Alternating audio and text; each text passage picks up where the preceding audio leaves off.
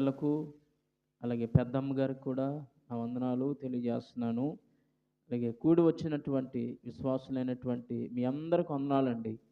మా అందరికి వందనాలు. మరి ఈ 5 రోజుల ఉపవాస ప్రార్థనలో తప్పక మరి మీ కుటుంబాలతో వీలుంటే మీ కుటుంబాలతో మరి పాల్గొనవలసిందిగా ప్రభుపేట మనవి చేస్తున్నాను. మరి ఇంతవరకు చక్కని పాటలు పాడి ఉన్నారు. కొద్ది నిమిషాలు మరి ఉపవాస మరి కూడికల గురించి కొన్ని విషయాలు మరి దేవుని వాక్యం ద్వారా మనం మరి బలం పొందుకుందాం. పరిశుద్ధ లేఖన భాగంలో నుండి యోవేలు గ్రంథము 2వ అధ్యాయము 12వ వచనంలో కనుక మనం చదివితే, ఇప్పుడైనను మీరు ఉపవాసం ఉండి కన్నీరు విడుచు దుఃఖించుచు మనోపూర్వకంగా తిరిగి నా యొద్దకు రండి. చాలండి.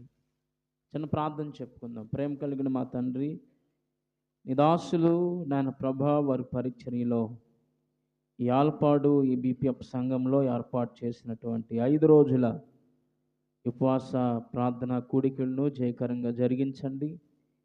ఈ మొదటి రోజు వాక్య పరిచర్య చేయడానికై ఈ స్థలానికి నన్ను నడిపించినందుకు మీకు స్తోత్రాలు.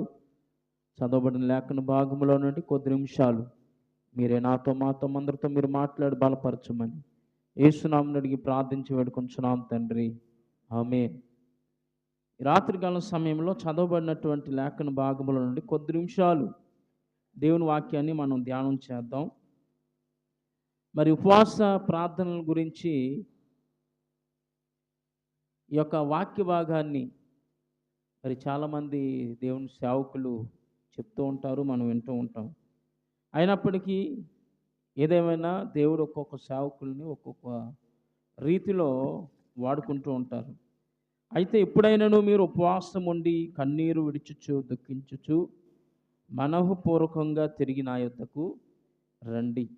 ఇప్పుడైనాను మీరు ఉపవాసం ఉండి, భక్తుడైనటువంటి యోవేలు తెలియజేస్తున్నటువంటి మాటలు ఇక్కడ మనం చూస్తున్నాం. ఇప్పుడైనాను మీరు ఉపవాసం ఉండి,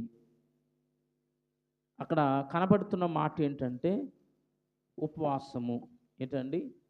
ఉపవాసము. ఈ రాత్రికాల సమయంలో నా అంశం ఏంటంటే ఉపవాసము. ఉ అంటే ఏంటి, పా అంటే ఏంటి, వా అంటే ఏంటి, సా అంటే ఏంటి, ము అంటే ఏంటి? ఎన్ని అక్షరాలు ఉన్నాయి? ఉపవాసము. ఎన్ని? ఉపవాసము. 5 అక్షరాలు ఉన్నాయండి. అసలు ఉపవాసం అంటే అర్థం ఏంటో ఈ 5 విషయాల గురించి నేను తెలియజేస్తే రాత్రి పరిశుద్ధ లేఖన భాగములో అనేక విషయాలు ఉపవాసం గురించి మనం చూడొచ్చు. భక్తులైనటువంటి వారు ఎవరైతే ఉపవాసం ఉండి ప్రార్థన చేశారో వారిని గురించి చాలా విషయాలు, ఈ ఉపవాసం అనే అంశం మీద చాలా విషయాలు మన బైబిల్ గ్రంథంలో చూడొచ్చు. వాటన్నిటి గురించి నాకు చెప్పడానికి సమయం లేదు, కానీ ఉపవాసం అంటే ఏంటో కొన్ని విషయాలు మీకు తెలియజేస్తా. ఉపవాసం అంటే మొదటి అక్షరం, ఉపవాసంలో మొదటి అక్షరం ఏంటంటే ఊ అనే అక్షరం ఉంది. ఏం అక్షరం అండి? ఊ అనే అక్షరం. దయచేసి జాగ్రత్తగా ఈ వాక్యాన్ని గమనించండి. ఊ అనే అక్షరం. ఊ అంటే ఏంటంటే ఉపేక్షించుకోవడం. ఇంగ్లీష్లో దాన్ని ఏమంటారంటే టాలరెన్స్ అంటారు. ఏమంటారండి? టాలరెన్స్. TOLERANCE, టాలరెన్స్ అంటారు. ఉపేక్షించుకోవడం. దానికి పర్యాయ పదాలు కనుక మనం చూచినట్లయితే ఓర్పు, సహనం. ఏంటండి? ఉపేక్షించుకోవడం. దానికి మరొక అర్థం ఏంటంటే ఓర్పు అనొచ్చు, సహనం అనొచ్చు. ఉపవాసములో ఉపేక్షించుకోవడం, ఉపేక్ష. యేసు ప్రభు చెప్పారు మత్తయి సువార్త 16వ అధ్యాయము 24వ వచనం తేండి. మత్తయి సువార్త 16వ అధ్యాయము 24వ వచనం కనుక మనం చదివినట్లయితే, అప్పుడు యేసు తన శిష్యులను చూచి, ఎవడైనను నన్ను వెంబడింప గోరిన ఎడల తన్ను తాను ఉపేక్షించుకుని తన సిలువనెత్తుకుని నన్ను వెంబడింపవలెను. చాలండి. ఈ రాత్రికాలం సమయంలో ఉపేక్షించుకోవడం అంటే ఏంటంటే, ప్రభు కొరకు మనల్ని మనం ఓర్చుకోవడం. ఏం చేయడం అండి? దేవుని కొరకు మనం ఓర్చుకోవడం. దేవుని కొరకు మనం ఏం కలిగి ఉండడం అంటే సహనం కలిగి ఉండడం. ఉపేక్షించుకోవడం అంటే ప్రభు కొరకు తన సిలువను ఎత్తుకొని వెంబడించాలి. ఎలా వెంబడించాలంటే ఉపేక్షించుకుని అంటున్నాడు అక్కడ. యేసు ప్రభువారు తన శిష్యులను చూచి చెప్తున్న మాట ఏంటంటే, ఎవడైనను నన్ను వెంబడింపగోరిన ఎడల, ఒకవేళ నన్ను గనుక వెంబడించాలంటే మీరు చేయాల్సిన పని ఏంటంటే, మొట్టమొదట మీరు ఏం చేయాలంటే ఉపేక్షించుకోవాలి. మిమ్మల్ని మీరు అణుచుకోవాలి. మిమ్మల్ని మీరు ఓర్చుకోవాలి. మీకు మీరు సహనాన్ని కలిగి ఉండాలి అని యేసు ప్రభు వారు చెప్తున్నారు. తన్ను తాను ఉపేక్షించుకుని తన సిలువనెత్తుకుని నన్ను వెంబడించాలి. ఉపేక్షించుకుని ఏమి ఎత్తుకోవాలంట? సిలువ ఎత్తుకోవాలి. ఈరోజు చాలామంది మెడలో ఏం చేస్తారు? సిలువ ధరిస్తారు. లేకపోతే చేతికి సిలువ వేసుకుంటున్నారు, చేతికి కట్టుకుంటున్నారు సిలువ. లేకపోతే బండి హ్యాండిల్ ఉంటుంది చూడండి, దానికి తగిలిస్తున్నారు. ఏంటిది? సిలువ. దానివల్ల ప్రయోజనం లేదు. మన జీవితంలో ఆయన సిలువ మోయాలి. ఎవరు సిలువ? యేసయ్య సిలువను ఉపేక్షించుకొని మనల్ని మనం పూర్తిగా అణిచివేసుకోవాలి. ఎవరి కొరకంటే దేవుని కొరకు. ఆయన వెంబడించాలంటే, ఆయన వెంబడించడం అది సహజమైనటువంటి పరిస్థితి కాదు. అది ఆయన వెంబడించడం అది తేలికైన విషయం కాదు. యేసయ్యను వెంబడించాలంటే చాలా కష్టం.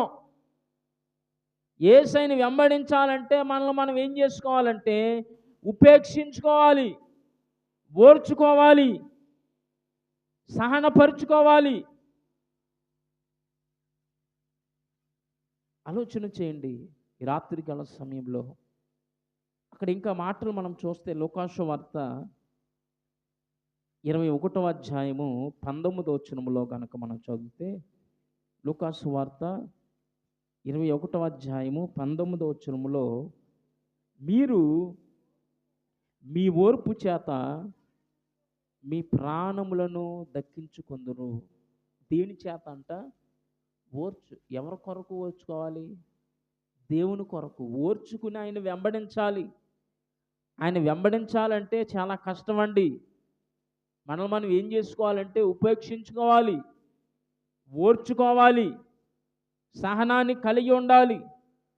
అక్కడ యోబు గ్రంథంలో అనుకుంటే ఒక మాట ఉంటుంది.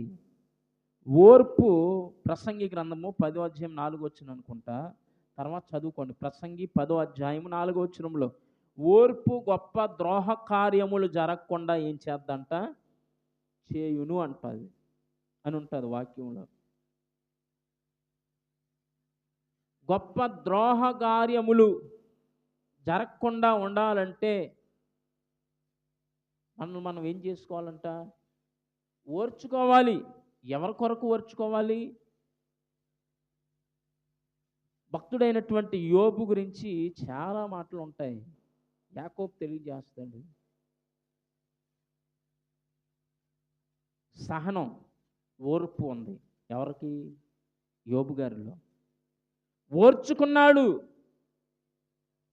ఓర్చుకున్నాడు కాబట్టే, తను తాను సహనపరుచుకున్నాడు కాబట్టే, సహనం కలిగి ఉన్నాడు కాబట్టే అక్కడ పిల్లలు పోయారు, ఆస్తి పోయింది, అంతస్తు పోయింది, ఐశ్వర్యం పోయింది.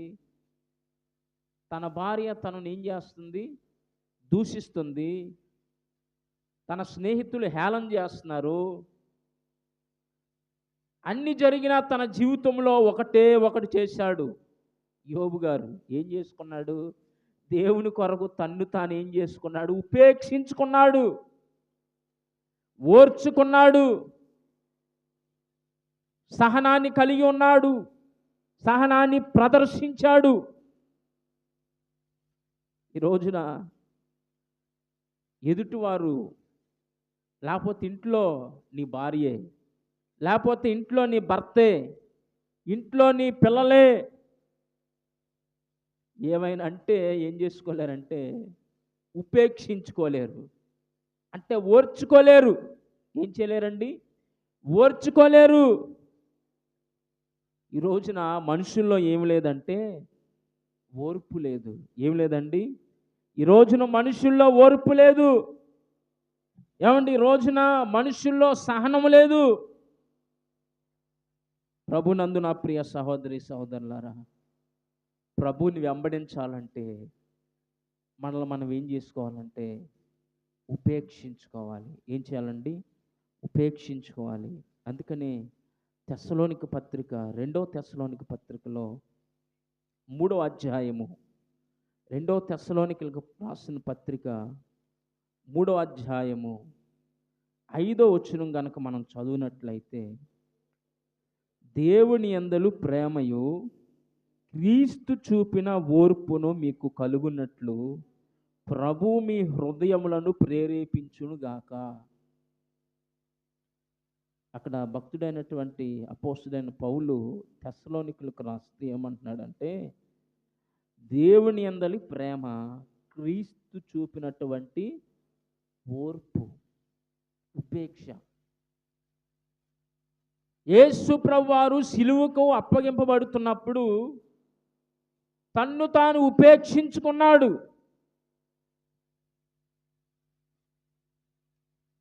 తన్ను తాను ఏం చేసుకున్నాడండి? ఓర్చుకున్నాడు. అంత సహనాన్ని ఏం చేశాడు? ప్రదర్శించాడు. కానీ ఆయన్ని ఎన్ని దెబ్బలు కొట్టారు? ఒకటి తక్కువ 40 కొరడా దెబ్బలు కొట్టారు, ముండ్ల కిరీటం పెట్టారు, ఉమ్ములేశారు, పిడిగుద్దులు గుద్దారు, జుట్టు పట్టుకుని ఏం చేశారండి? పెరికి వేశారు. అన్ని చేసిన ఆయన ఏం చేసుకున్నాడు? ఉపేక్షించుకున్నాడు. తన్ను తాను అణిచివేసుకున్నాడు, తన్ను తాను అణిచేసుకున్నాడు, తన్ను తాను ఓర్చుకున్నాడు, సహనం కలిగి ఉన్నాడు. అందుకనే యేసయ్య సిలువ వరకు కూడా ఏం చేశాడు? ఆయన వెళ్ళగలిగాడు. తన్ను తాను ఓర్చుకున్నాడు, అవన్నీ ఉపేక్షించుకున్నాడు, సహనం కలిగి ఉన్నాడు. కాబట్టి ఎక్కడికి వెళ్ళాడండి? సిలువ దగ్గరికి వెళ్ళిపోయాడు, సిలువ వేయించుకున్నాడు. ఉపేక్ష, తన్ను తాను అణిచేసుకున్నాడు. ఆలోచన చేయండి. ఉపవాసంలో అక్షరం ఏంటండి? ఉపేక్షించుకోవడం. ఉపేక్ష కావాలి. క్రైస్తవ జీవితానికి ఏం కావాలండి? ఉపేక్షించుకొని ప్రభువుని మనం ఏం చేయాలంటే వెంబడించాలి. ప్రభువుని మనం వెంబడించాలి. హెబ్రీయులకు రాసిన పత్రికలో 6వ అధ్యాయము 15వ వచనంలో గనక మనం చదివితే, హెబ్రీ పత్రిక 6:15లో, ఆ మాట నమ్మి అతడు ఓర్పుతో సహించి ఆ వాగ్దాన ఫలము నమ్మెను. అబ్రహాము, విశ్వాసులకు తండ్రి అయినటువంటి అబ్రహాము,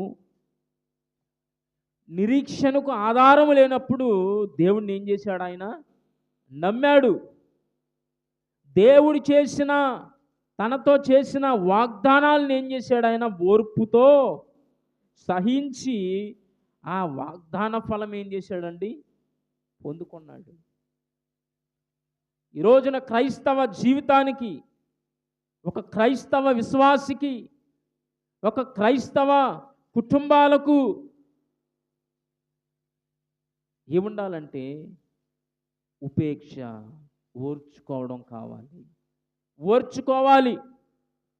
ప్రభు కొరకు ఏమైనా చేయగలగాలంటే, ప్రభు కొరకు మనం ఏం చేయాలంటే, ఆయన వెంబడించాలంటే మనల్ని మనం ఏం చేసుకోవాలి? అణిచేసుకోవాలి. ఏం చేయాలండి? అణిచేసుకోవాలి. ఈ రాత్రికాలం సమయంలో ఈ ఉపవాస ప్రార్థనలో పాల్గొన్న మనము ఏమండి, మనం ఎప్పుడు ఉపవాసం చేసినా మనల్ని మనం ఏం చేసుకోవాలంటే ఉపేక్షించుకోవాలి. ఒక్కసారి కాదు, మనం చనిపోయేంత వరకు కూడా ప్రభుని వెంబడించాలంటే మనల్ని మనం ఏం చేసుకోవాలంటే అణిచివేసుకోవాలి, ఉపేక్షించుకోవాలి, ఓర్చుకోవాలి ప్రభు కొరకు. రైట్. రెండవదిగా మనం చూసినట్లయితే ఈ ఉపవాసములో రెండవ అక్షరం ఏంటంటే, రెండో అక్షరం ఏంటి? పా. పా అంటే పరీక్షించుకోవడం. ఏం చేసుకోవడం అండి? ఈ ఉపవాస ప్రార్థనలో, ఈ 5 రోజుల ఉపవాస ప్రార్థనలో ఉపేక్షించుకోవాలి. ఎలా ఉపేక్షించుకోవాలో మనం నేర్చుకోవాలి. రెండవది పరీక్షించుకోవాలండి. పరీక్ష. ఏం చేయాలండి? పరీక్ష. సంవత్సరం అంతా పిల్లలు చదువుకుంటారు, ఏమండి, బడికి వెళ్తారు, కాలేజీస్కి వెళ్తారు. కానీ సంవత్సరం చివరిలో ఆ వ్యక్తి విద్యార్థినీలు, స్టూడెంట్స్ చదివినటువంటి ఆ లెసన్స్ అన్నిటి మీద కూడా ఏం చేస్తారు? పరీక్ష పెడతారు. అంటే ఆ క్లాస్ నుంచి మరొక స్థానంలోనికి ఏం చేయడానికి, ప్రమోట్ అవ్వడానికి ఏం చేస్తారంటే పరీక్ష పెడతారు. ఆ పరీక్షలో ఏం చేయగలగాలంటే నెగ్గాలి. ఆ పరీక్షలో విజయం సాధించాలి వారు. విజయం సాధించకపోతే మరలా అదే క్లాసులో ఏం చేస్తారు? ఉండాల్సి ఉంటుంది. ఆలోచించండి. పరీక్షించుకోవడం. ఇప్పుడు జ్వరాలు వచ్చినాయి అనుకోండి, ఒక్కరోజు జ్వరం వస్తే ట్యాబ్లెట్ వేస్తాం. 2-3 రోజులు జ్వరం వచ్చింది అనుకోండి, ఏం చేయించుకుంటాం? పరీక్ష చేయించుకుంటాం, టెస్టులు చేయించుకుంటాం. అసలు ఇదేం ఫీవరో, ఇదేం జ్వరం అని ఆ పరీక్షల్లో తేలద్ది. అలాగే ప్రభు సన్నిధిలో ఉపవాసం చేస్తున్నటువంటి మనము ప్రభు సన్నిధిలో ఏం చేయాలంటే పరీక్షించుకోవాలి. ఏం చేయాలండి? పరీక్షించుకోవాలి. అందుకని కీర్తనకారుడు 139వ అధ్యాయంలో అంటున్నాడు, 139వ అధ్యాయము 23వ వచనం చదవండి ఒకసారి. 139వ అధ్యాయం 23. రైట్, చదవండి అమ్మా. దేవా, చూడండి, దేవా నన్ను పరిశోధించి నన్ను పరీక్షించి నా ఆలోచనలను, చూడండి, దేవా నన్ను పరిశోధించి నా హృదయాన్ని తెలుసుకొనుము, నన్ను పరీక్షించిన ఆలోచనలు తెలుసుకొనుము. ఈ రాత్రికాల సమయంలో మన హృదయం ఏ విధంగా ఉంది, మన ఆలోచనలు ఏ విధంగా ఉన్నాయి, మన ఆలోచనలు అపవిత్రమైనయా లేక మన ఆలోచనలు పరిశుద్ధంగా ఉన్నవా, పవిత్రమైనవా? మన హృదయము అపవిత్రపరచబడుతుందా లేక మన హృదయము పరిశుద్ధంగా ఉందా? ఈ రాత్రికాల సమయంలో పరీక్షించుకోవాలి. మన హృదయం ఏ విధంగా ఉన్నాయి, మన ఆలోచనలు ఏ విధంగా ఉంది, ఏమంటే మన విశ్వాసం ఏ విధంగా ఉంది, మన ప్రార్థనా జీవితం ఏ విధంగా ఉంది, మనం దేవునితో సహవాసము ఏ విధంగా కలిగి ఉంటున్నామో దేవుని సన్నిధిలో మనం ఏం చేయాలి? పరీక్షించుకోవాలి. పరీక్ష అవసరం. ప్రతి విశ్వాసికి ఏమవసరం అండి? దేవుని సన్నిధిలో ఆయన ఎదుట మనం ఏం చేసుకోవాలంటే పరీక్షించుకోవాలి. అందుకని దావీదు అంటున్నాడు, దేవా నన్ను పరిశోధించు, నా హృదయాన్ని పరిశోధించు, నా అంతరంగాన్ని పరిశోధించు, నా ఆలోచనలు పరీక్షించి తెలుసుకో. నీకు ఆయాస్కరమైన మార్గము నా యందున్నదేమో చూడుము, నిత్య మార్గమున నన్ను నడిపింపుము. ఒకవేళ మనలో దేవునికి ఇష్టం లేనివి ఏమైనా ఉన్నాయేమో, ఈ ఉపవాస ప్రార్థనా కూడికల్లో వాటిని ఏం చేయాలంటే మనం పరీక్షించుకొని తీసివేయాలి. దేవునికి ఇష్టము లేనటువంటివి మన హృదయంలో ఏమైనా ఉంటే మనం పరీక్షించిన వాటిని ఏం చేయాలంటే పరీక్షించి వాటిని పెరికివేయాలి. ఒకవేళ చేదైన వేరు ఏంటండి, చేదైన వేరు ఏదైనా మొలుస్తుందేమో మన హృదయంలో, ఉపవాస ప్రార్థనలో పరీక్షించుకుని మనం ఏం చేయాలంటే ఆ చేదును మనం ఏం చేయాలి, పెరికి వేసుకోవాలి, తీసేసుకోవాలి. అందుకని ఇక్కడ 26వ అధ్యాయం అదే కీర్తనల గ్రంథంలో 26వ అధ్యాయము 2వ వచనం కూడా చదవండి అమ్మా. 26వ అధ్యాయము 2వ వచనం. యెహోవా నన్ను పరిశీలించుము, నా అంతరంద్రియములను నా హృదయమును. చూడండి, 3 విషయాలు కనపడుతున్నాయి. యెహోవా నన్ను పరిశీలించు, నన్ను పరీక్షించు, నా హృదయాన్ని, నా అంతరంద్రియములను, నా హృదయాన్ని ఏం చేయమంటున్నాడు, పరిశోధించమంటున్నాడు. పరిశీలించు, పరీక్షించు, పరిశోధించు. 3 విషయాలండి. ఈరోజున ప్రభు సన్నిధిలో మనం కూడా అదే అడగాలి. ప్రభువా, నీ ఎదుటి నేను ఎలా ఉన్నానో, నా హృదయం ఎలా ఉందో, నా విశ్వాస జీవితం ఎలాగుందో, నా భక్తి జీవితం ఎలాగుందో, నా ప్రార్థనా జీవితం ఎలా ఉందో, నీతో నా సహవాస జీవితం ఎలా ఉందో ఒకసారి నన్ను పరిశీలించు దేవా, నన్ను పరీక్షించండి, నన్ను పరిశోధించండి అని ప్రభు సన్నిధిలో మనం ఏం చేయాలంటే ప్రభు సన్నిధిలో మనము ఆయన వేడుకోవాలి. అందుకని కొరింథీయులకు రాసినటువంటి పత్రికలో 2 కొరింథీ 13:5 వచనంలో మనం చదివినట్లయితే అక్కడ అపోస్తలుడైన పౌలు కొరింథీ సంఘానికి రాస్తూ ఒక చక్కని విషయాన్ని మనతో మాట్లాడుతున్నారు. చూడండి, 2 కొరింథీ పత్రిక 13వ అధ్యాయము, మీరు విశ్వాసం గలవారై ఉన్నారో లేదో మిమ్మల్ని మీరే శోధించుకొని చూచుకొనుడి. మిమ్మల్ని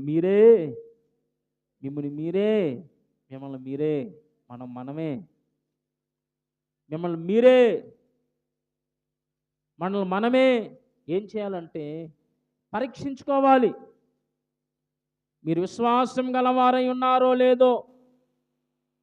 మన సహవాసానికి పేరేంటంటే విశ్వాసుల ప్రార్థన సహవాసం. విశ్వాసుల ప్రార్థన సహవాసంలో యాలపాడు బీపీఎఫ్ సంఘంలో ఒక విశ్వాసుగా ఉన్న నీవు, రక్షించబడిన నీవు, ఒక 30 సంవత్సరాలు అయిందేమో నువ్వు రక్షించబడి, ఒక 20 సంవత్సరాలు అయి ఉండొచ్చు నీవు రక్షించబడి, లేక ఒక 15 సంవత్సరాలు అయి ఉండొచ్చు నువ్వు రక్షించబడి. సంవత్సరాలు ముఖ్యం కాదు, నీ విశ్వాసం ఎలాగుందో, నీ విశ్వాస జీవితం ఎలాగుందో నిన్ను నీవేం చేసుకోవాలంటే, మనల్ని మనం ఏం చేసుకోవాలంటే పరీక్షించుకోవాలి. ఏం చేసుకోవాలండి?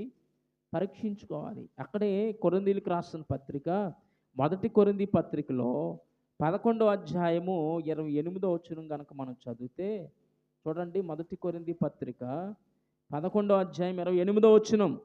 కాబట్టి ప్రతి మనుష్యుడు తన్ను తాను పరీక్షించుకొనవలెను. మనల్ని మనం పరీక్షించుకోవాలి. ఉపవాసం చేస్తున్నటువంటి మనము, ఉపవాస కోడికల్లో పాలు పొమ్ములు పొందుతున్న మనం ఏం చేసుకోవాలంటే దేవుని సన్నిధిలో మనం ఏ విధంగా ఉన్నామో మనల్ని మనం ఏం చేసుకోవాలంటే దేవుని ఎదుట మనము పరీక్ష చేసుకోవాలి. ప్రభువా, నీవు నన్ను పరిశీలించు, నీవు నన్ను పరిశోధించు, నీవు నన్ను పరీక్షించని దేవుని సన్నిధిలో మనం ఏం చేయాలంటే పరీక్ష చేసుకోవాలి. ఏం చేసుకోవాలండి? పరీక్ష చేసుకోవాలి. ఈ రాత్రికాల సమయంలో ప్రభు నందు నా ప్రియ దేవుని బిడ్డలారా, దేవుని సన్నిధిలో ఉన్న మనము, ప్రభు సన్నిధిలో ఉన్న మనము, విశ్వాసులంగా జీవిస్తున్న మనము, ఆయన బిడలంగా, ఆయన కుమారులంగా జీవిస్తున్న, ఆయన కుమార్తెలుగా జీవిస్తున్న మనము ఆయన సన్నిధిలో మనం ఏం చేయాలంటే పరీక్షించుకోవాలా. పరీక్ష అనేది చాలా అవసరం. పరీక్షించుకోవాలి. ఎప్పటికప్పుడు మనం ఏం చేసుకోవాలా, ఎప్పటికప్పుడు ప్రతి దినము కూడా మనం ఏం చేయాలంటే దేవుని ఎదుట మనం ఏ విధంగా ఉన్నాం, మన విశ్వాస జీవితం ఏ విధంగా ఉందో, మన భక్తి జీవితం ఏ విధంగా ఉందో, మన ప్రార్థనా జీవితం ఏ విధంగా ఉందో, ఏమండి మన హృదయం ఏ విధంగా ఉందో ఆయన ఎదుట అక్కడ అపోస్తుల కార్యముల గ్రంథంలో ఒక వ్యక్తి కనబడతాడు. గారడి సీమోన్ అంట. ఏ సీమోన్ అండి? గారడి సీమోన్ అంట. అతని హృదయం దేవుని ఎదుట ఎలా లేదంటే సరి అయినదిగా లేదంట. ఆ మాట చదువుతారా? అపోస్తుల కార్యముల గ్రంథంలో, అపోస్తుల కార్యముల గ్రంథము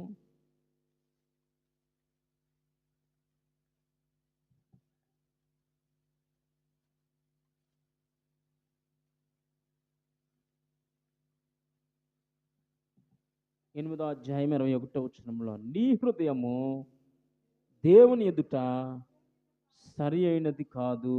చాలు.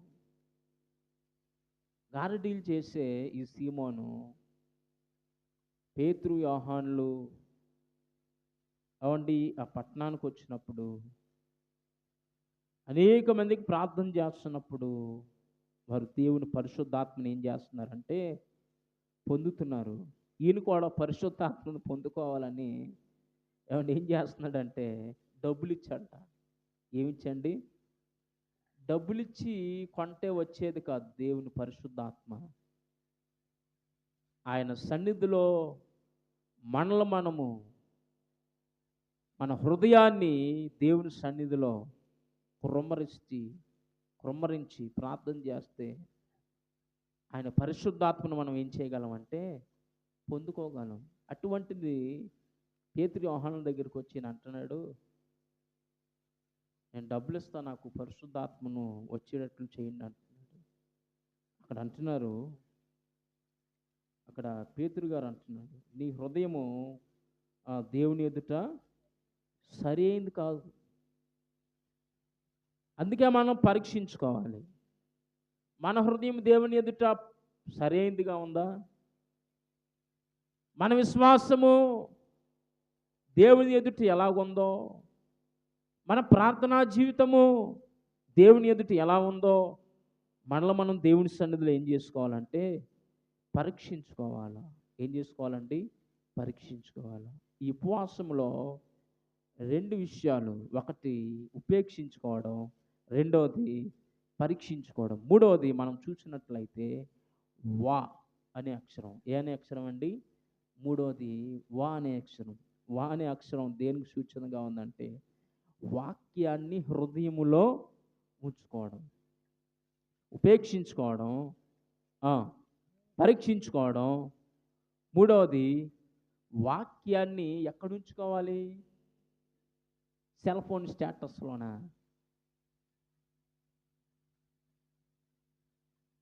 లేకపోతే సెల్ఫ్లోనా? ఎక్కడ? వాక్యము మన హృదయంలో ఉండాలి. వాక్యాన్ని మన హృదయంలో ఉంచుకోవాలి. అందుకనే కీర్తన గ్రంథము 119వ అధ్యాయము 11వ వచనంలో దావీదు అక్కడ చక్కని విషయం మాట్లాడుతున్నాడు వాక్యం గురించి.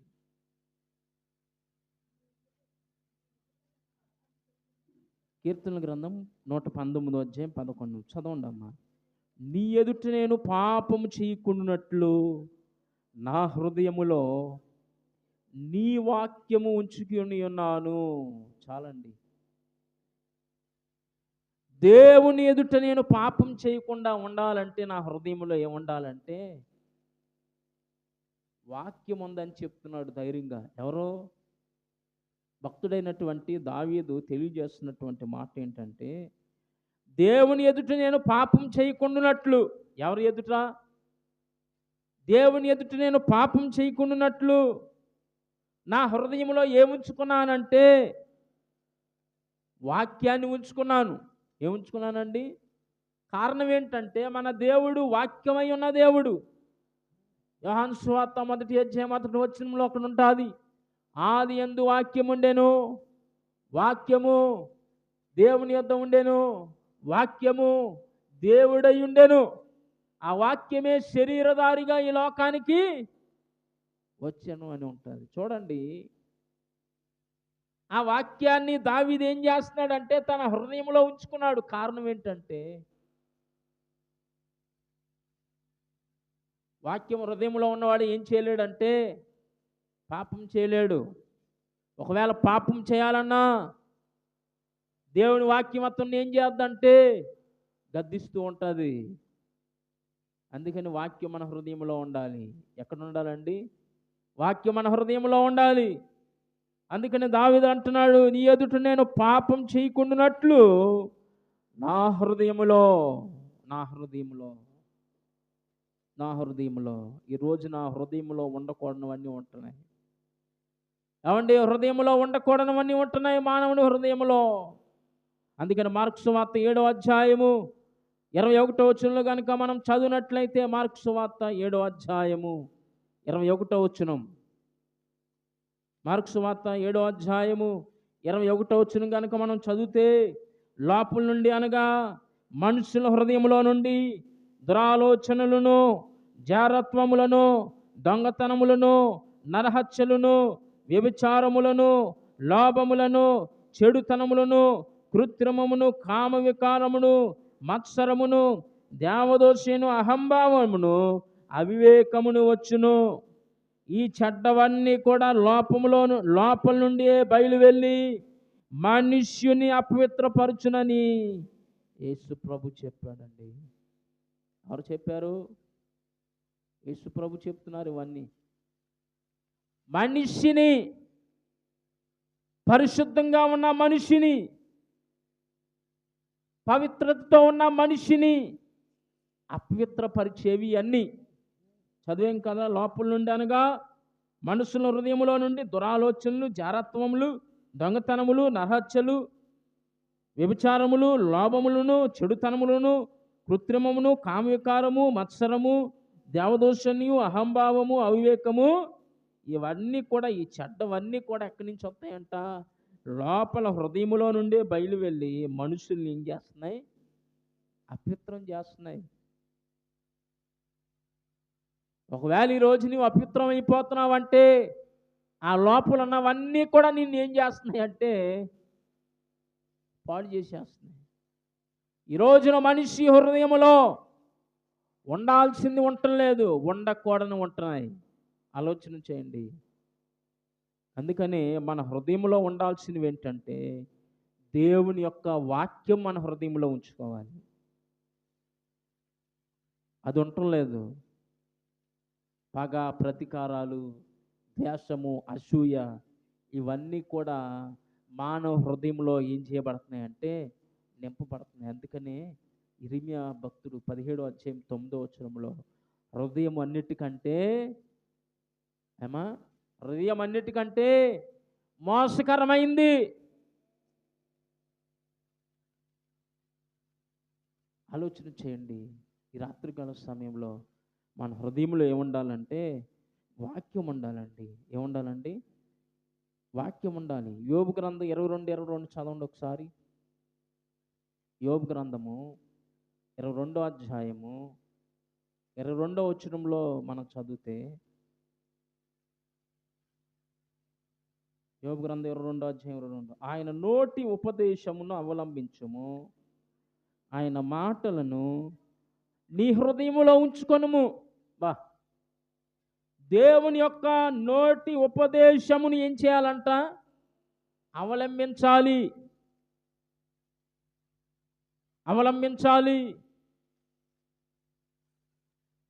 నీ జీవితంలో వాటిని చెయ్యాలి. మన జీవితంలో వాటిని చెయ్యాలి.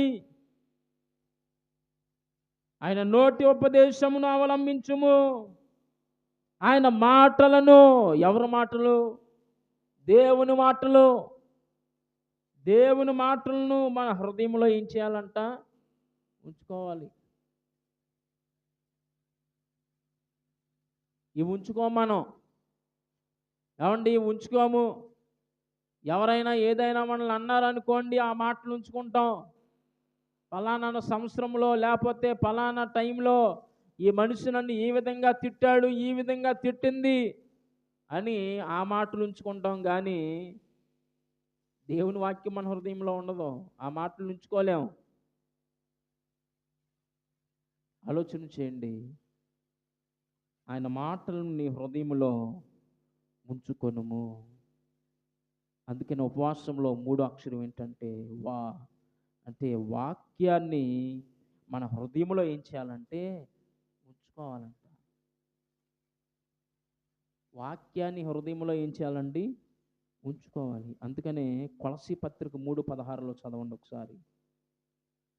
కొలసీ పత్రిక 3వ అధ్యాయము 16వ వచనంలో అక్కడ 4వ లైన్లో ఉంటుంది. చదవండి. కొలసీ పత్రిక 3వ అధ్యాయము. మీ హృదయములలో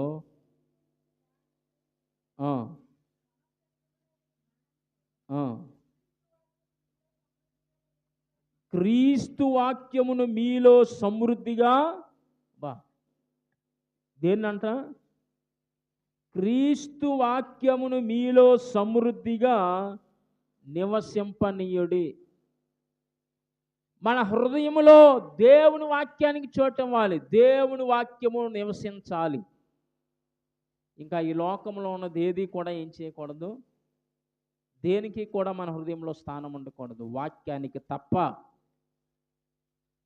అందుకని వాక్యాన్ని మన హృదయంలో ఉంచుకోవాలి. కారణం ఏంటంటే వాక్యము అక్కడ ఉంటుంది. నీ వాక్యం నా పాదములకు దీపము, నా త్రోవకు వెలుగై ఉన్నది. వెలుగై ఉంటుందండి మన జీవితాలకు, మన హృదయంలో దేవుని వాక్యం ఉంటే. అందుకని 4వ అక్షరం, 4వది జాగ్రత్తగా చివరి భాగంలోకి వస్తున్నాం. జాగ్రత్తగా వినండి. ఉపవాసములో 3 అక్షరాలు అయినాయి. అంటే అమ్మా అందరూ చెప్తారు ఒకసారి, దయచేసి ఇక్కడ ఉన్నారు అందరూ. అంటే ఏంటండి? ఉపేక్షించుకోవడం. రెండవది అంటే పరీక్షించుకోవడం. అంటే వాక్యాన్ని హృదయంలో ఉంచుకోవడం. అంటే సహవాసములో ఉంటూ. ఎక్కడుంటూ అమ్మా? ఎక్కడుంటూ అమ్మా? అయ్యా ఎక్కడుంటూ? సహవాసములో ఉంటూ. ఎవరి సహవాసములో? యేసయ్య సహవాసములో. యోబు గ్రంథము 22వ అధ్యాయం 21వ వచనములో ఉంటుంది. ఆయనతో నీవు సహవాసం చేసిన ఎడలా నీకేం కలిగిద్ది? సమాధానం. తర్వాత ఇంకేముంది? మేలుంది. దేవునితో సహవాసం చేస్తే, హలో, దేవుని సహవాసంలో నీవు ఉంటే నీకు సమాధానం ఉంది. తర్వాత నీకేం కలుగుద్దంట? మేలు కలిగిద్ది. ఆలోచన చేయండి. నీ ఇంటిలో, నీ ఒంట్లో, నీ కుటుంబంలో, సమాజంలో సమాధానం ఉండాలంటే, మేలు రావాలంటే, ఎవరితో సహవాసం చేయాలంటే దేవుని సహవాసంలో నీవు ఉండాలి. ఎవరి సహవాసంలోనండి? అక్కడ ఉంటుంది. సామెతల గ్రంథం 13వ అధ్యాయం 20వ వచనంలో ఒక మాట ఉంటుంది. సామెతల గ్రంథము 13వ అధ్యాయము, సామెతల గ్రంథం 13వ అధ్యాయం 20వ వచనంలో, జ్ఞానులు సహవాసం చేయవాడు జ్ఞానం గలవాడగును, మూర్ఖులు సహవాసం చేయవాడు చెడిపోవును. జ్ఞానులు సహవాసం చేయవాడు జ్ఞానవంతుడవుతాడు. ఆలోచన చేయండి. మనం దేవుని సహవాసంలో ఉండాలి. అందుకనే కొరింథీయులకు రాసిన మొదటి పత్రిక 1వ అధ్యాయం 9వ వచనంలో కనుక మనం చదివితే, కొరింథీయులకు రాసినటువంటి మొదటి పత్రిక 1వ అధ్యాయము 9వ వచనం కనుక మనం చదివితే శ్రేష్టమైనటువంటి మాట అక్కడ ఉంది. మన ప్రభు అయినటువంటి యేసుక్రీస్తు అని తన కుమారుని సహవాసమునకు పిలిచిన దేవుడు నమ్మదగిన వాడు. ఈరోజు మనందరినీ కూడా, ఇక్కడ కూర్చున్న మనందరినీ కూడా ఎవరు సహవాసానికి పిలిచాడు? ఎవరు సహవాసానికి పిలిచాడండి? యేసయ్యతో సహవాసం చేయడానికి పిలిచాడు. మరి ఆయనతో సహవాసం కలిగి ఉన్నామా? ఏమండి, ఆయనతో సహవాసం కలిగి ఉన్నామా? దేవునితో సహవాసం చేస్తున్నామా? ఆలోచన చేయండి. దేవుని బిడ్డలతో సహవాసం చేస్తున్నామా? ఆత్మీయులతో సహవాసం చేస్తున్నామా? ఆలోచన చేయండి. నీ సహవాసం ఎవరితో?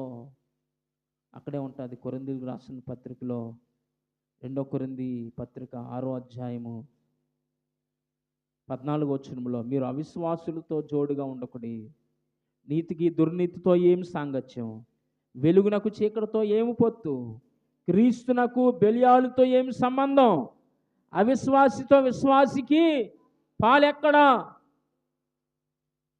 దేవుని ఆలయమునకు విగ్రహములతో ఏం పొందిక. మనం జీవము గల దేవుని ఆలయమై ఉన్నామండి. అందుకు దేవుడు ఇలాగూ సెలవిచ్చున్నాడు. చాలు. రాత్రికాల సమయంలో మన సహవాసం ఎవరితో ఉంది? మన సహవాసం దేవునితో ఉందా? యేసయ్యతో మన సహవాసం చేస్తున్నామా? రక్షించబడిన దేవుని బిడ్డలతో మన సహవాసం ఉందా? విశ్వాసులతో మనం సహవాసం చేస్తున్నామా? ఇశ్రాయేలీయులంట అక్కడ మనం చదివితే కీర్తనల గ్రంథం 106:35 వచనంలో, కీర్తనల గ్రంథము 106వ అధ్యాయము 35వ వచనంలో, అన్యులతో సహవాసం చేసి వారి క్రియలు నేర్చుకున్నారంట. ఎవరు? ఇశ్రాయేలీయులు చేయకొన్న కార్యం చేశారు. వారు అన్ని జనులతో సహవాసం చేసి వారి క్రియలు నేర్చుకున్నారంట. ఒక సామెత ఉంటుంది కదా, 6 నెలలు సహవాసం చేస్తే వారు వీరవుతారని. అలా జరిగింది ఇక్కడ. ఎక్కడ? ఇశ్రాయేలీయులు అన్ని జనులతో సహవాసం చేశారంట. వాళ్ళు వారి క్రియలు నేర్చుకున్నారంట. ఈరోజు సహవాసం చేసి తప్పులేదు, కానీ వారి క్రియలు మనలో ఉండకూడదు. మనం లోకంలో ఉన్నాం, లోకం మనలో ఉండకూడదు. లోకంలో జీవిస్తున్నాం, దేవుని క్రియలు మనలో ఉండాలి. దేవుని పిల్లల్లో దేవుని క్రియలు ఉండాలి. అపవాది పిల్లల్లో ఏ క్రియలు ఉంటాయి? అపవాది క్రియలు ఉంటాయి. దేవుని పిల్లల్లో ఎవరి క్రియలు ఉంటాయి? దేవుని క్రియలు ఉంటాయి. ఈరోజు మనం ఎవరితో సహవాసం చేస్తున్నాం? దేవునితో మన ఫ్రెండ్షిప్ ఉందా? దేవునితో మనం సహవాసం చేస్తున్నామా? అందుకని అక్కడ ఉంది, పరిశుద్ధ బైబిల్ గ్రంథంలో మనం చదివితే అక్కడ 1 కొరింథీ పత్రిక 7:24లో, కొరింథీ రాసిన మొదటి పత్రిక 7వ అధ్యాయం 24వ వచనంలో, 23-24 చదివితే, మీరు విలువ పెట్టు కొనబడిన వారు కనుక, కొరింథీ మొదటి పత్రిక 7వ అధ్యాయం 23-24 వచనాలు చదవండి. మీరు విలువ పెట్టి కొనబడిన వారు కనుక మనుష్యులకు దాసులు కాకుడి. సహోదరులారా, ప్రతి మనుష్యుడు ఏ స్థితిలో పిలువబడినో ఆ స్థితిలోనే దేవునితో సహవాసం కలిగి ఉండాలంట. ఎవరితో? దేవునితో. ఆదిమ సంఘము మనం పరిశీలన చేస్తే, ఆదిమ సంఘము వారి ఐక్యత కలిగి ఉన్నారండి. ఏం కలిగి ఉన్నారు? వారిలో ఐక్యత ఉంది.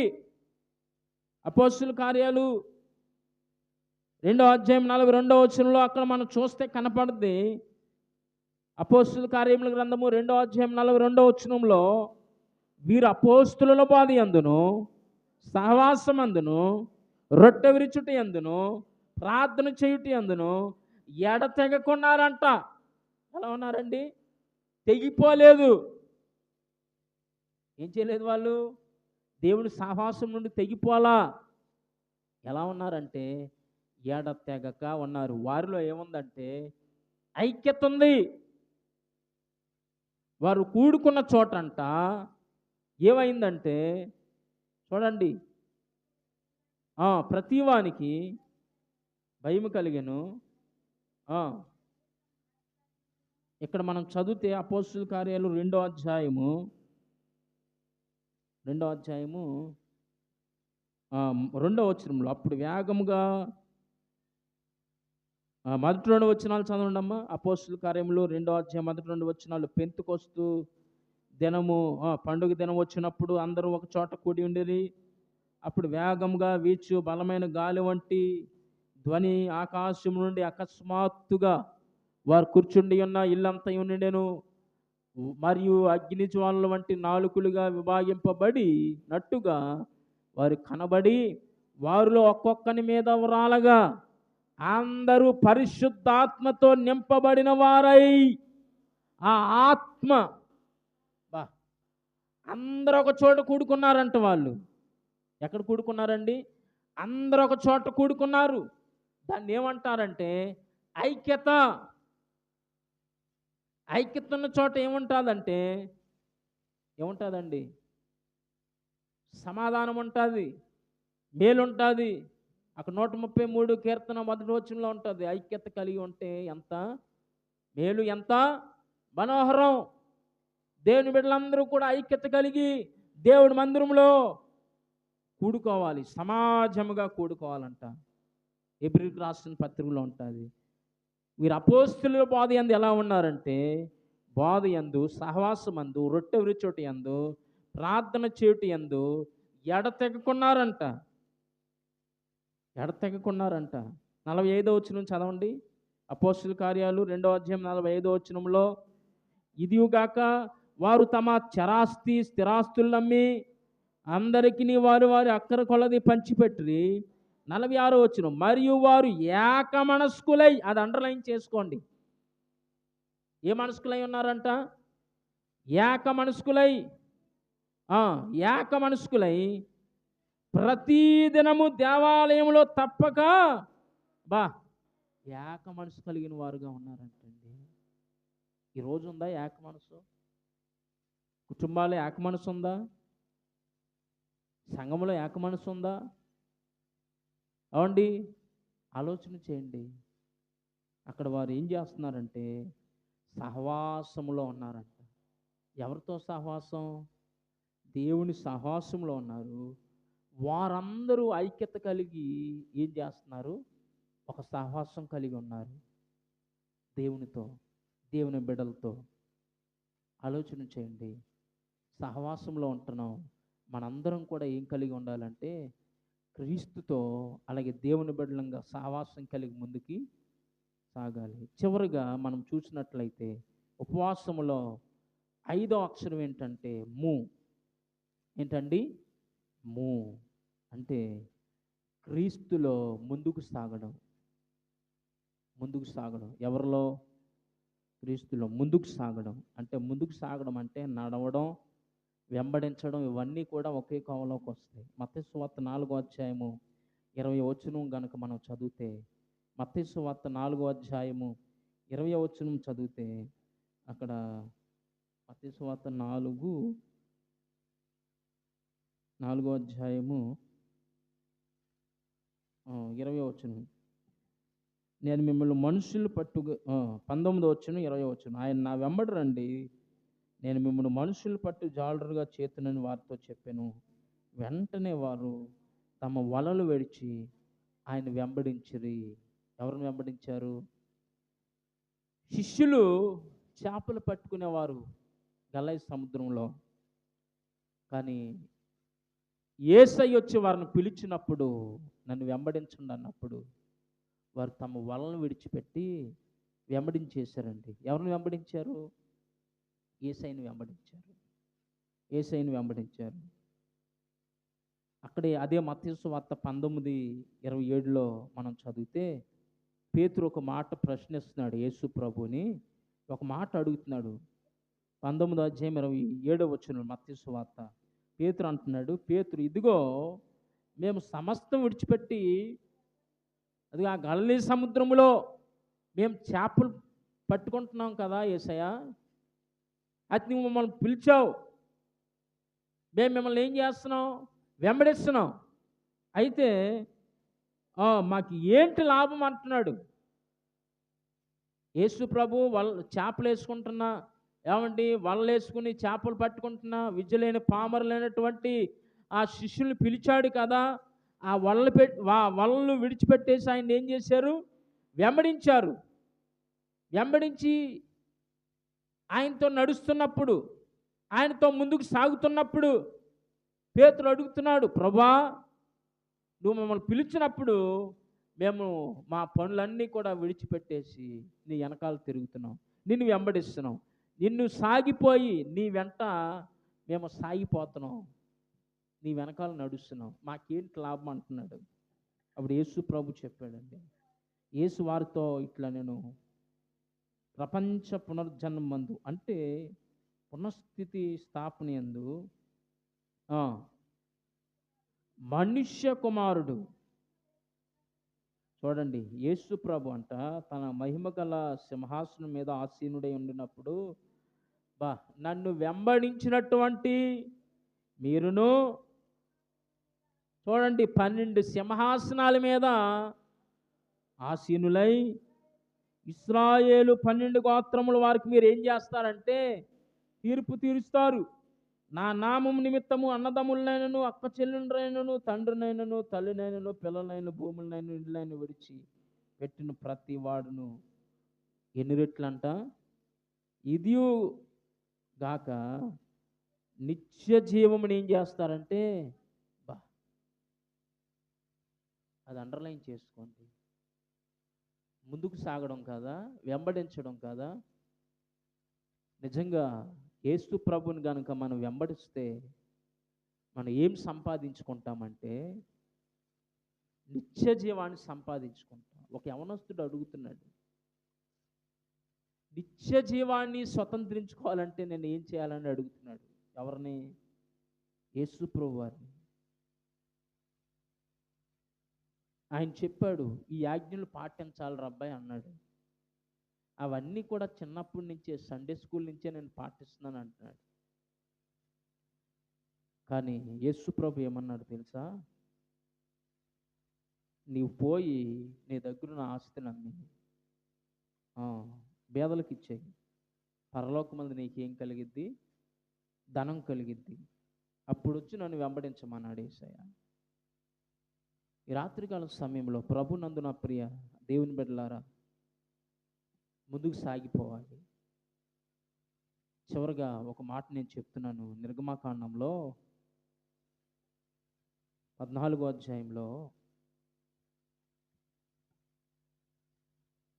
నిర్గమకాండము చివరిగా 14వ అధ్యాయం తీయండి ఒకసారి.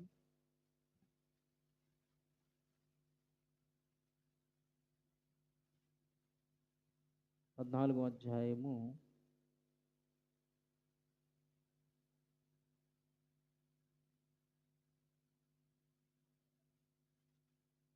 15వ వచనం. అంతలో యెహోవా మోషేతో, నీవేళ నాకు మొరపెట్టుచున్నావు, సాగిపోవడి అని ఇశ్రాయేలుతో చెప్పుము. ఈరోజున ఆయన వెంబడించాలి. ఆయన కొరకు మనం, ప్రభు కొరకు మనం ఏం చేయాలంటే సాగిపోవాలి. యేసు ప్రభు ముందే చెప్పారు, లోకములో మీకు శ్రమ తప్పక కలుగును. దేవుడు చెప్పాడు, కష్టాలు వచ్చినాయనో, నష్టాలు వచ్చినాయనో, వేదనలు బాధలు వచ్చినాయనో వినితీస్తారేమో, ముందే చెప్పాడు యేసయ్య. నేను లోకాన్ని ఏం చేశానంటే జయించాను. మీరు కష్టాలు వచ్చినాయి, శ్రమలు, బాధలు, వ్యాధులు, రోగాలు ఏవేమో చుట్టుముట్టినాయి అని వెనక్కి వెళ్ళిపోతారేమో. నో, నేను లోకాన్ని జయించా. మీరు కూడా ఏం చేయాలి? లోకాన్ని జయించి సాగిపోమన్నాడు. నేను చదివించిన మాటలో మనం చూస్తే, ఐగుప్తులో ఉన్నటువంటి ఇశ్రాయేలు నడిపించడానికి మోషేను ఎన్నుకున్నాడు దేవుడు. ఇశ్రాయేలులు ఐగుప్తు నుండి బయటకు వచ్చేస్తున్న సమయంలో ఎర్ర సముద్రం దగ్గరకు వచ్చారు. ఎర్ర సముద్రం ఎదురైంది, వెనకాలేమో ఫరో సైన్యం తరుముతుంది. అక్కడ మోషే నానా మాటలు అంటున్నారు ఆ ప్రజలందరూ కూడా. మోషే వచ్చి దేవునికి ఏం చేస్తున్నాడంటే మొరపెడుతున్నాడు. అప్పుడు ఏమన్నాడంటే దేవుడు, అంతలో యెహోవా మోషేతో, నీవేళ నాకు మొరపెట్టుచున్నావు, సాగిపోవుడి అని ఇశ్రాయేలుతో చెప్పుము. ఈ రాత్రికాల సమయంలో ఎర్ర సముద్రము లాంటి కష్టాలు వచ్చినా, ఎర్ర సముద్రము లాంటి శ్రమలు ఎదురైనా మన జీవితంలో మన ప్రభు కొరకు మనం ఏం చేయాలంటే ముందుకు సాగిపోవాలి. ముందుకు సాగిపోతేనే దేవుడు మనకి ఏమిస్తాడంటే విజయం ఇస్తాడు. ఏమిస్తాడండి? విజయం ఇస్తాడు. నీ జీవితంలో ప్రభు కొరకు ముందుకు సాగిపోతే విజయం ఇస్తాడు. ఆ విజయాన్ని సొంతం చేసుకో. అట్టి కృప పరిశుద్ధాత్మ దేవుడు ఈ ఉపవాస ప్రార్థనల ద్వారా ప్రభు మన జీవితాల్లో, మన కుటుంబంలో ఆయన విజయాన్ని అనుగ్రహించి నడిపించునుగాక. ఆమేన్. ప్రార్థన చేసుకుందాం. కళ్ళు మూసుకోనండి. ఉన్న వాక్యాన్ని బట్టి కొద్ది నిమిషాలు ప్రార్థన చేద్దాం. ప్రార్థన చేసుకుందామండి. ఈ ప్రారంభ రాత్రి కొద్ది నిమిషాలు దేవుని సన్నిధిలో మన హృదయాలు దేవుని వాక్యం చేత నింపబడినట్లు విన్న మాటలను బట్టి ప్రభు సన్నిధిలో ప్రార్థన పూర్వకంగా ఉపవాసమును గురించి ఏ విధంగా మనల్ని మనం ఉపేక్షించుకోవాలో, పరీక్షించుకోవాలో, ఏ విధంగా ప్రియులారా మరి మనము దేవునితో సహవాసం చేయాలో, దేవుని వాక్యాన్ని మన హృదయంలోనికి తీసుకోవాలో, ఏ విధంగా దేవునిని మనము వెంబడించాలో అనేటువంటి విషయాలు, చక్కని విషయాలు మనం విన్నాం. కొద్ది నిమిషాలు మనం ప్రార్థనలో గడుపుదాము. ఈ రాత్రి ప్రత్యేకంగా దేవుని మాటలు మన హృదయాల్లో కలపోసుకుంటూ ప్రభు సన్నిధిలో ప్రార్థన చేసుకుందాం. కృపగల తండ్రి, పరిశుద్ధుడా, మీ ఘనమైన నామానికి వందనాలు, స్తోత్రాలు తెలియచేస్తూ ఉన్నాం ప్రభా. తిరిగి రాత్రికాల సమయంలో ప్రత్యేకంగా మీ దాసులైనటువంటి వారి చేత మీరు మాతో మాట్లాడినందుకు మీకు వందనాలు, స్తోత్రాలు తెలియచేస్తూ ఉన్నాం ప్రభా. ఎదుగు మరి చేరి వచ్చిన నిబిడలను బట్టి మీకు వందనాలు. వాక్యాన్ని అందించిన మీ దాసుని బట్టి నీకు స్తోత్రాలు తెలియచేస్తూ ఉన్నాం.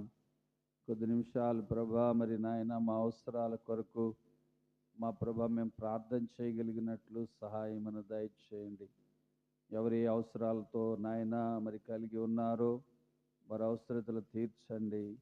నెమ్మదినిచ్చే దేవుడవు, సమాధానమునిచ్చే దేవుడవు, కృప చూపించే దేవుడవైన దేవా నీకు వందనాలు, స్తోత్రాలు తెలియచేస్తూ ఈ రాత్రి కొద్ది సమయం మేము ప్రార్థన చేయగలిగినట్లు సహాయమును దయచేయమని క్రీస్తు శక్తి కలిగిన నామములో ప్రార్థిస్తూ ఉన్నాం మా ప్రియ పరమ తండ్రి. ఆమేన్. దేవునికి స్తోత్రాలు. తిరిగి మనము కొద్ది నిమిషాలు ప్రార్థనలో గడుపుతామండి. మరి మీ ప్రార్థన అవసరాలు తెలియచేసినట్లయితే మీ వ్యక్తిగత అవసరాల కొరకు మరి ప్రార్థన చేయబడతవి. మరి ప్రతిరోజు మన అవసరాల కొరకు, మన కుటుంబాల కొరకు, బిడ్డల చదువుల కొరకు మరి కొద్ది సమయం మనము ప్రార్థించవలసిన వారమై ఉన్నాము. పరిచర్య కొరకు, పరిచర్య అభివృద్ధి కొరకు ప్రార్థన చేయండి. తిరిగి మరి గ్రామ ప్రజలు, గ్రామ రక్షణ కొరకు ప్రార్థన చేయండి. తిరిగి బలహీనులైనటువంటి వారి కొరకు ప్రార్థన చేయండి. మరి పిల్లల చదువుల కొరకు ప్రార్థన చేయండి. ఉద్యోగం చేస్తున్నటువంటి వారి కొరకు ప్రార్థన చేయండి. ఇంకా మరి వ్యక్తిగత అవసరాలు ఏమైనా ఉన్నట్లయితే రిబ్కా గారు వారి యొక్క తల్లి మరి దీవెనమ్మ గారి కొరకు, వారి ఆరోగ్యం కొరకు ప్రార్థించమని కోరారు. మరి వారి కొరకు, వాళ్ళ కుటుంబాల కొరకు ప్రార్థన చేయండి. ఇంకా పద్మ గారు యొక్క మరి వారి మనవడు గారు ఎస్సేరమ్మకు కుమారుడు మరి జ్వరాలతో ఉన్నారని చెప్తా ఉన్నారు. వారి కొరకు కూడా మనము ప్రార్థన చేయండి. ఇంకా మరి దాసుబాబు ఆరోగ్యం కొరకు ప్రార్థన చేయండి. అట్లాగే మరి అమ్మగారి యొక్క ఆరోగ్యం కొరకు కూడా ప్రార్థన చేయండి. మా కుటుంబం కొరకు కూడా, పరిచర్యల కొరకు కూడా ప్రార్థన చేయండి. కొద్ది నిమిషాలు మనము ప్రార్థనలో గడుపుదాము. ఈ రాత్రి మరి కొంత సమయం మనం ప్రార్థనలో మనం సమయానుకూలంగా మనం ముగించుకుందాము. ప్రార్థన చేసుకుందాం. జోసమ్మ గారు ప్రార్థన చేస్తారు. ఆ తర్వాత దేవుని దాసులుగా మేము ఇరువురం కూడా ప్రార్థన చేస్తాం. ఈ రాత్రి మరి ప్రార్థన ముగించబడద్ది. తిరిగి మరలా మరి రేపు రాత్రి దేవుని దాసులు మరి దేవుని దాసులు మన మధ్యలోకి వస్తున్నారు. రేపు రాత్రి జరిగేటువంటి కూడి కొరకు, మంచి వాతావరణాల కొరకు, ఈ ప్రార్థన కూడికల ద్వారా కొందరైనా మనం మేలు పొందటానికి, మనం ఆత్మీయంగా నడిపించబడటానికి, మనం దేవుని కొరకు కట్టబడినట్లు, దేవుని నిత్య జీవం కొరకు మనము ఏర్పాటు చేయబడినట్లుగా, ప్రాముఖ్యంగా మన యొక్క ఆత్మీయమైనటువంటి స్థితి కొరకు ప్రార్థించవలసిన వారమై ఉన్నాము. ప్రార్థన మనసుతో మనం ప్రార్థన చేసుకుందాం. తలలు వంచండి.